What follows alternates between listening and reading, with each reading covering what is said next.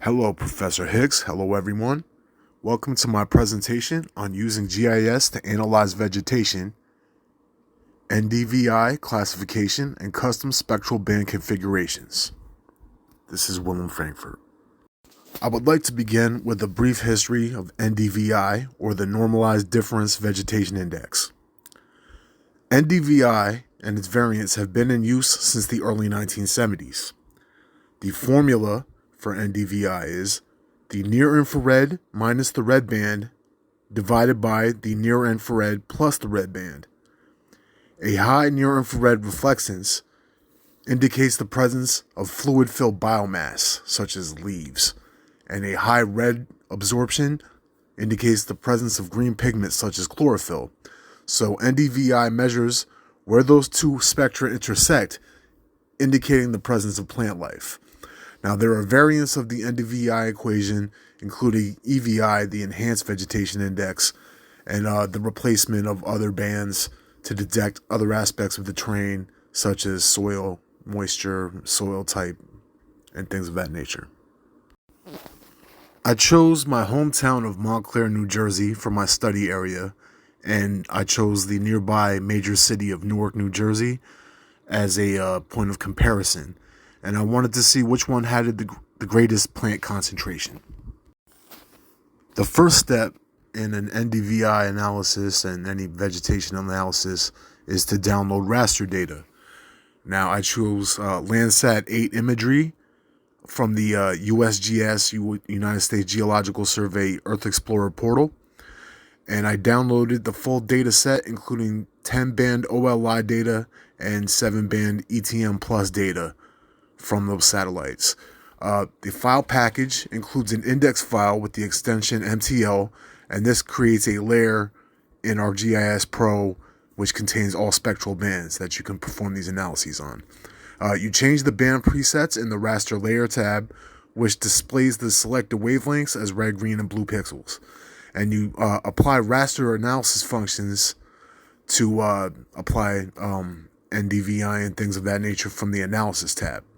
You use the clip raster tool to limit analysis to the area of interest, because the raster files are quite large and it takes up a lot of memory for rendering and processing.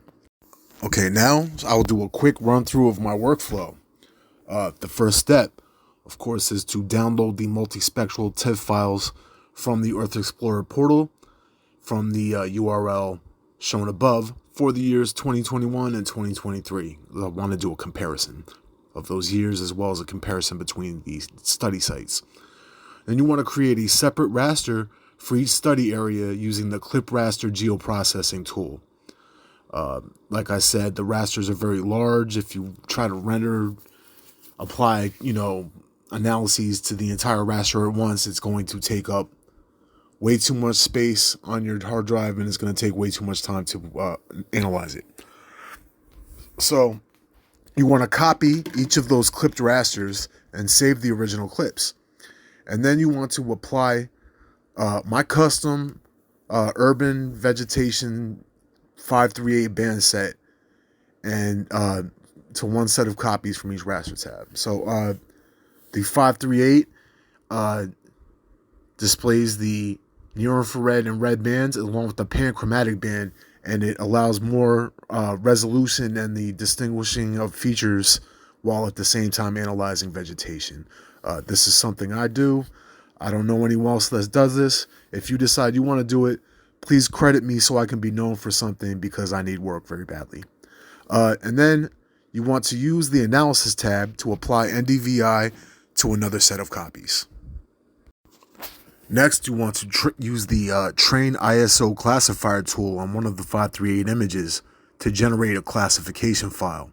And then you take that file and you use it in the classify raster tool on a 538 image to create a classified raster. And that's just going to show vegetation versus urban area. So any place with vegetation is going to appear as red, and anything else is going to appear as yellow. Then you want to right-click on a multispectral layer and choose the spectral profile under the Create Chart option. So you do that to each one of the clips, and then it's going to give you a spectral profile of each clip. or for each year. And then you want to right click on a 538 image and create a chart of the red band distribution, which is going to show where the red light is being absorbed the most, and that's going to help you to locate the high areas of vegetation concentration. And then you use the compute change properties tool on the 2021 and 2023 NDVI rasters from the same location to create a difference raster.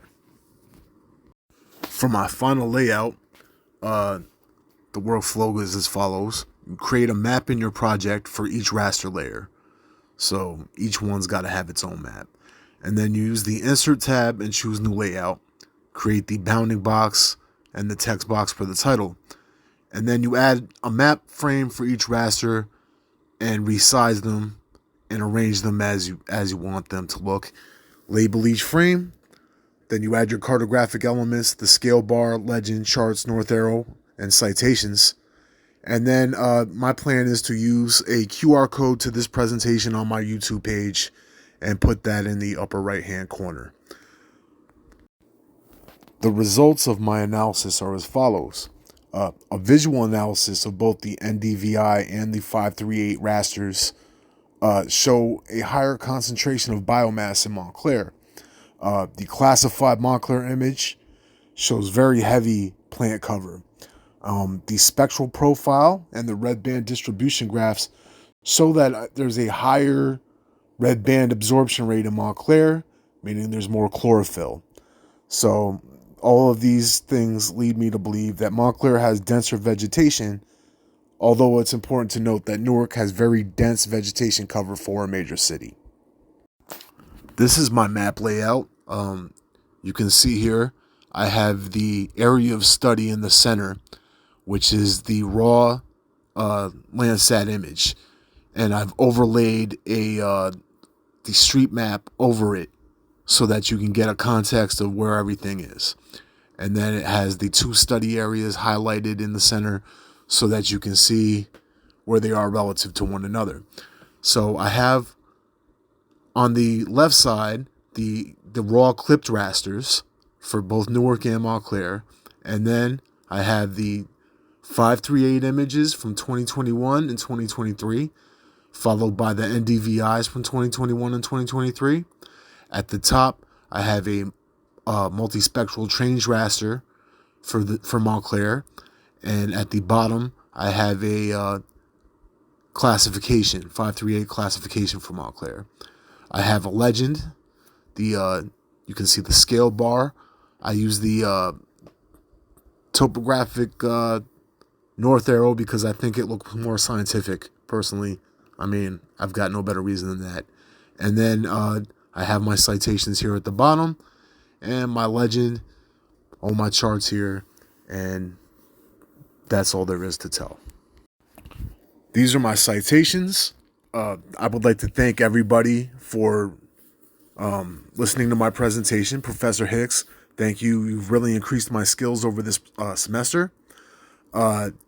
I have here the multispectral images cited, as well as some additional reading on the subject if you're interested. Thanks again. Have a good day.